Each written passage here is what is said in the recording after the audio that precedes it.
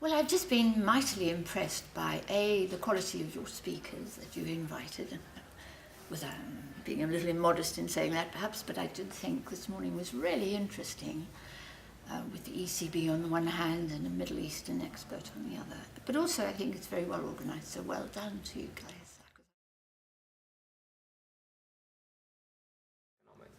I'm the director of it. It's a very small think tank, and mainly I network with like-minded economists. We are, of course, mainly Keynesian, mainly concerned with Keynesian monetary theory, and also with macroeconomic theory and policy.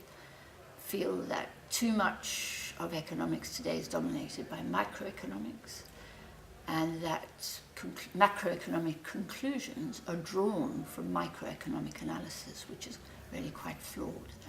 The thing I like about Keynesian monetary theory is Keynes's emphasis on the need and on the value of credit and bank money, but on the need for it to be lent at very low rates in order for it to be repayable in a world in which, on average, companies make about 3% profit every year, and if interest rates are higher than the rate of profit, then it becomes unpayable, of course.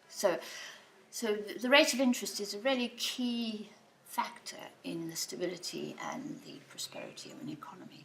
But it tends to be shunted to the sidelines, and not many worry about it. And I also worry about it, of course, from a moral perspective.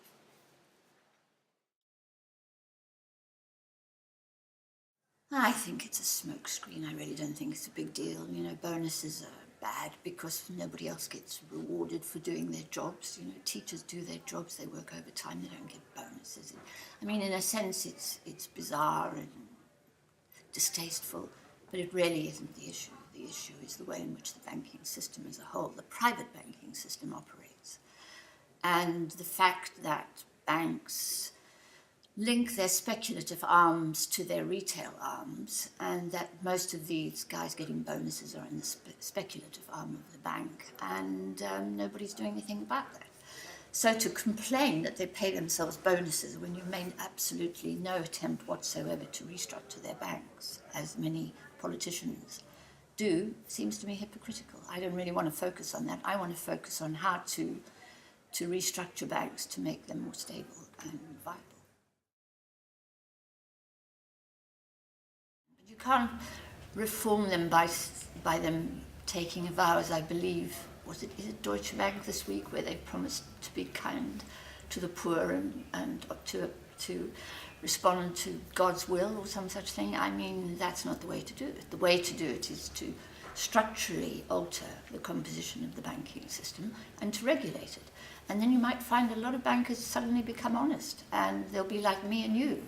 They'll have lived within constraints and restraints, and they'll behave well. If we take those restraints away and they behave badly, then really we ought not to blame them. We ought to blame the framework in which they operate. The only way to repay debt is to generate income for the repayment of the debts and tax revenues. And the only way to do that is by creating employment and economic activity.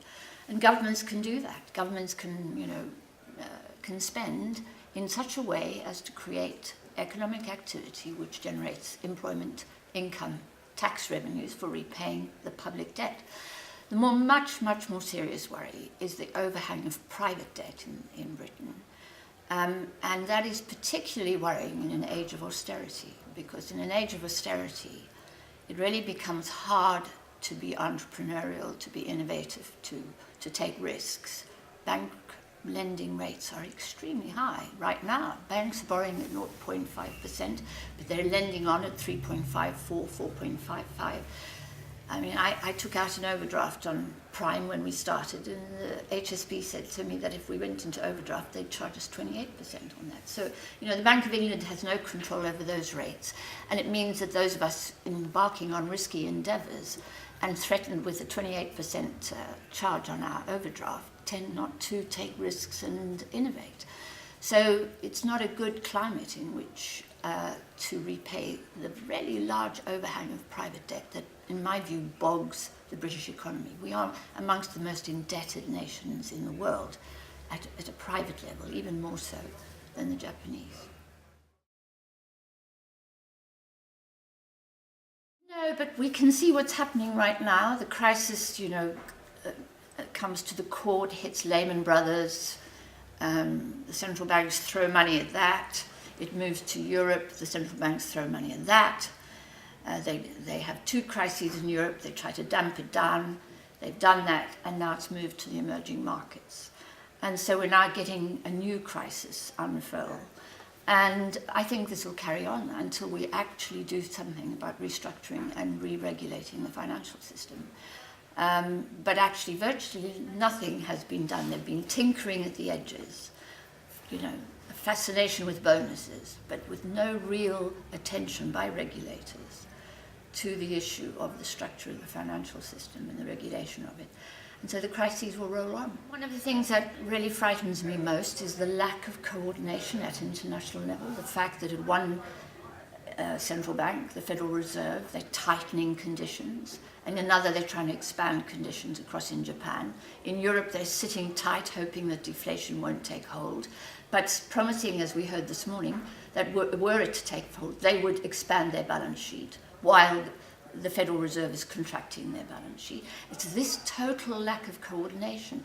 And in 1945, when Harry Dexter White was at Bretton Woods, he warned that if the international community did not work together to coordinate and to cooperate to manage the global financial system, there would not just be crises of a financial nature, but worse.